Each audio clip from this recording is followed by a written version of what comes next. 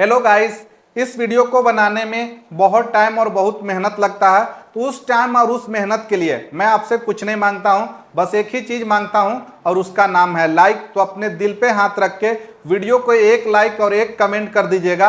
आपका एक लाइक और एक कमेंट मेरा सारा मेहनत के लिए काफी रहता है। गाइस, आज हम बात करने वाले हैं कि पेट्रोल या डीजल कैसे बनता है, उसको बनाने का क्या प्रोसेस है, किस विधि को उपयोग करके इसको बनाया जाता है। ये सब कुछ स्टेप बाय स्टेप इस वीडियो में मैं आपको बताने वाला हूं और समझाने वाला हूं। गाइस, क्या आपने कभी सोचा है कि जिस पेट्रोल से हमारा घर का बाइक, हमारा घर का कार या फिर न जाने अनगिनत कितनी मशीनें चलती है, वो पेट्रोल आखिर बनता कैसे है, उसको बनाने का प्रोसेस क्या है, प्रक्रिया क्या है, सब कुछ स्टेप बाय स्टेप इस वीडियो में मैं आपको बताऊंगा। तो वीडियो को पूरा ध्यान से देखिएगा और स्टेप बाय स्टेप समझिएगा, ठीक है। तो चलिए, आपका सवाल है कि पेट्रोल या डीजल कैसे बनता है, तो उसका जवाब है पेट्रोल और डीजल कच्चा तेल से बनते हैं। कच्चा तेल कहने का मतलब है कि क्रूड ऑयल, क्रूड ऑयल से पेट्रोल और डीजल बनते हैं, ठीक है।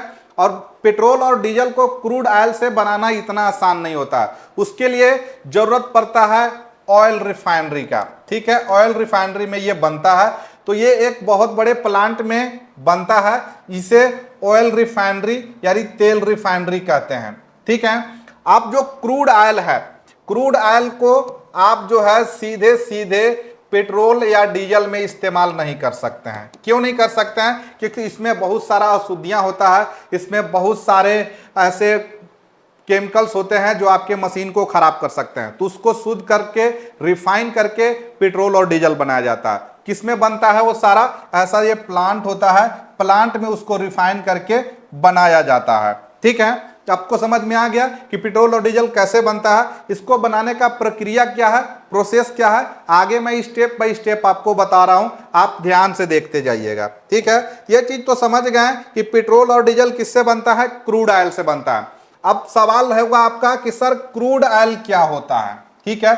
यह चीज भी समझ लीजिए कि क्रूड ऑयल क्या होता है। तो क्रूड ऑयल जमीन के अंदर पाया जाने वाला काला गाढ़ा तरल पदार्थ होता है, जिसमें अलग अलग तरह के हाइड्रोकार्बन्स मिले होते हैं। क्रूड ऑयल जमीन के अंदर ऐसे पाया जाता है, वो काला गाढ़ा और तरल पदार्थ होता है, इसमें अलग अलग तरह के हाइड्रोकार्बन्स मिले होते हैं, ठीक है। तब जाके ये क्रूड ऑयल रहता है, ठीक है।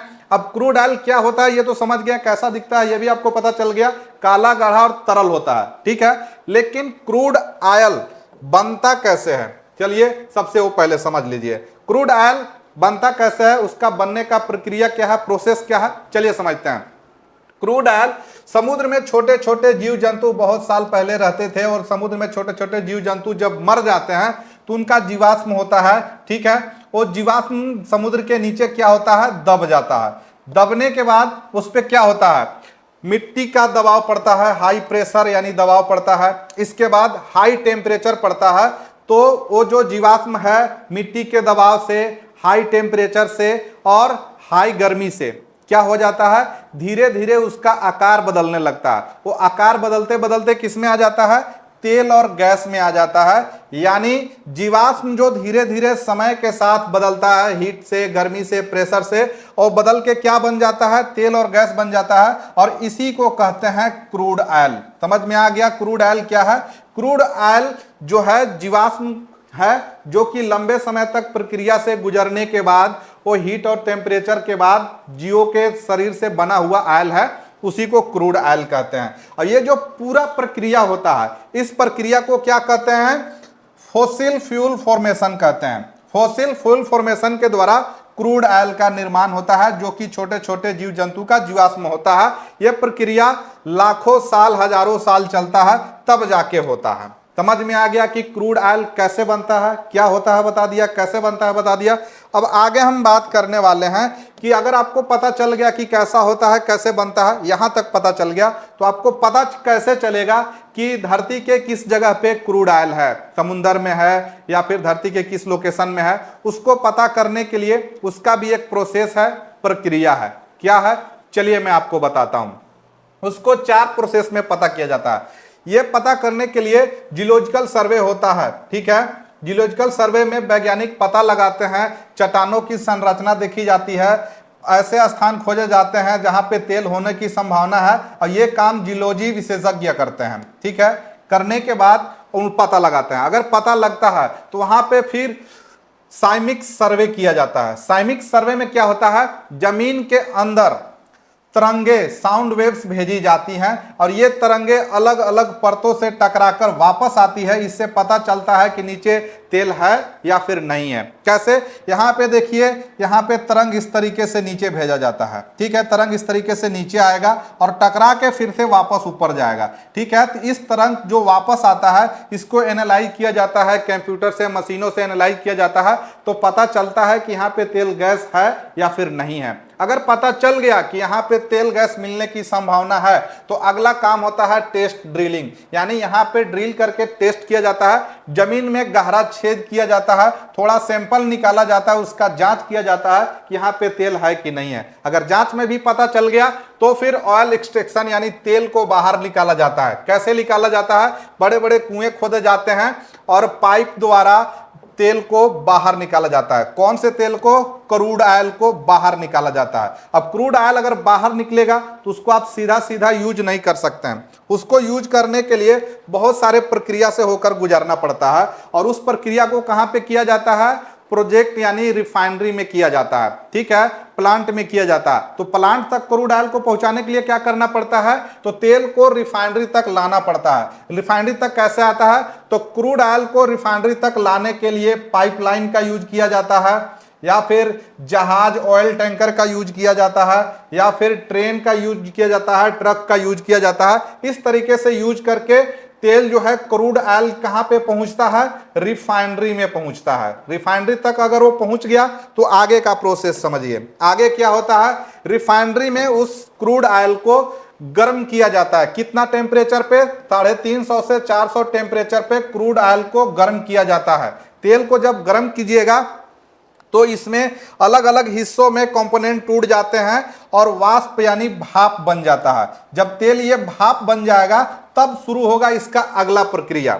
अगला प्रक्रिया शुरू होने से क्या होता है, जब ये भाप बन जाएगा तो भाप बनने के बाद इसको क्या किया जाता है कि गरम तेल जो भाप बन गया उस गरम तेल को एक बड़े टावर में भेजा जाता है जिसे डिस्टिलेशन कॉलम कहते हैं। यानी गरम तेल जो क्रूड ऑयल वाला है उसको ऐसे एक कॉलम में भेजा जाएगा। ठीक है, इस कलम में भेजा जाएगा और इस कलम टावर में अलग अलग तापमान टेम्परेचर पे अलग अलग चीजें निकलता है। ये जो आप कलम देख रहे हैं ना, डिस्टिलेशन कॉलम, इसमें अलग अलग टेम्परेचर है। इसका अलग है, इसका अलग है, इसका अलग है, इसका अलग है, इसका अलग है, इसका अलग है, इसका अलग है, इसका अलग है, सभी का अलग अलग है और अलग अलग टेम्परेचर पे अलग अलग चीजों का निर्माण होता है। जैसे सबसे पहले ऊपर एलपीजी है, यानी ऊपर एलपीजी बनता है। इसके बाद पेट्रोल यानी गैसोलीन बनता है।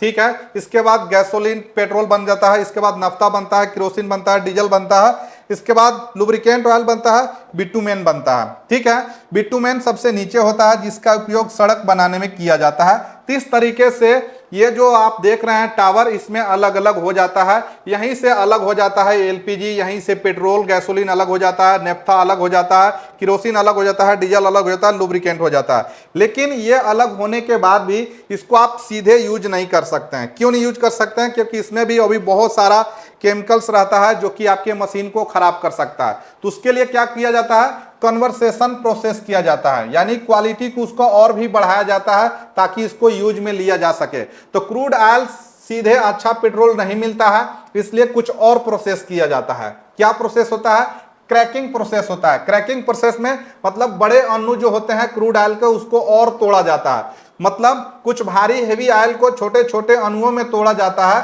ताकि ज्यादा पेट्रोल और डीजल बन सके। ठीक है, यहाँ पे देखिए हेवी ऑयल है, इसको गर्म करके और छोटे छोटे इस तरह से प्रोसेस करके अलग अलग तोड़ा जाता है।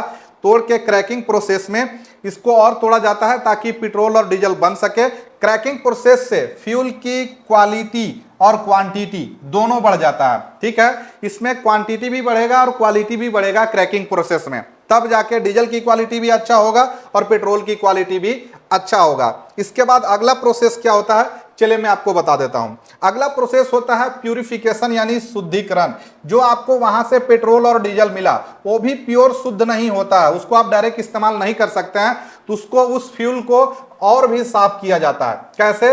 उसमें सल्फर और गंदगी हटाई जाती है ताकि पेट्रोल डीजल साफ और कम प्रदूषण वाला बने। ठीक है, इसके बाद ताकि पेट्रोल और डीजल साफ और कम प्रदूषण वाला बने उसके लिए उसको फिल्ट्रेशन किया जाता है। फिल्ट्रेशन करने के बाद उसको और फिल्टर किया जाता है और साफ किया जाता है, तब जाके पेट्रोल और डीजल बनता है। यहां तक आने के बाद उसको और भी शुद्ध बनाया जाता है ताकि अच्छा काम करे। उसके लिए एक प्रक्रिया होता है जिसको कहते हैं ब्लेंडिंग यानी मिश्रण करना।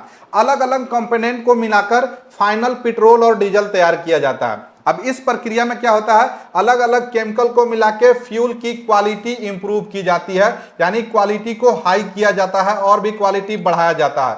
अगर पेट्रोल की क्वालिटी बढ़ाना है तो उसमें ऑक्टेन को मिलाना पड़ता है, अगर डीजल की क्वालिटी बढ़ाना है तो उसमें सीटेन को मिलाना पड़ता है। ठीक है, अगर ऑक्टेन को मिलाएंगे तो पेट्रोल का क्वालिटी बढ़ेगा और सीटेन को मिलाएंगे तो डीजल का क्वालिटी बढ़ेगा। क्लियर है? अब आगे हम बात करते हैं। अगला प्रोसेस होता है जब आप पूरा शुद्ध आपको पेट्रोल और डीजल मिल जाता है। ठीक है, पेट्रोल और डीजल जब शुद्ध पूरी तरीके से हो जाता है तो उसको फिर क्या किया जाता है, स्टोर किया जाता है। कहां पे?